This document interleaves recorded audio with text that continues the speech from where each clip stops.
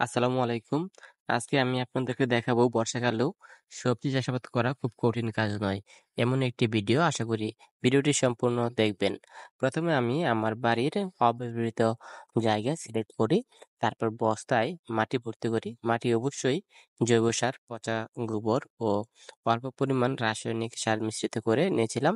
তারপর আমি ৫টি বস্তায় রক মেলন, ৪টি বস্তায় লাল শাক এবং ২০টি বস্তায় আদা, ৪টি বস্তায় হলুদ এবং ৫টি বস্তায় বেগুন এবং আরো ৫টি বস্তায় লাউ চাষাবাদ করার পরিকল্পনা করি। এগুলো হচ্ছে রক মেলনের চারা। দেখতে খুবই চমৎকার, অনেকটা বাঙ্গির মতো দেখতে। চারাগুলো অনেকটা বড় হয়ে গেছে যেহেতু ২০-২৫ দিন। রক মেলন যেহেতু লতানো গাছ সেহেতু গুঁড়ির ব্যবস্থা করতে হবে। অন্যদিকে বস্তায় বেগুনের চারা লাগিয়েছিলাম।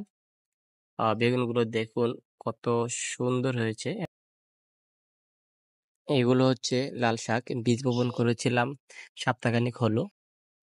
এ হচ্ছে ঝিঙ্গে গাছ, যার বয়স 25 থেকে 30 দিন হবে।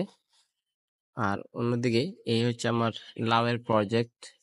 লাউয়ের বীজ বপন করেছি, ফুটে গেছে, সপ্তাহখানেক হয়ে গেল।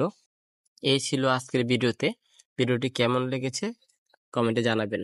ধন্যবাদ সবাই।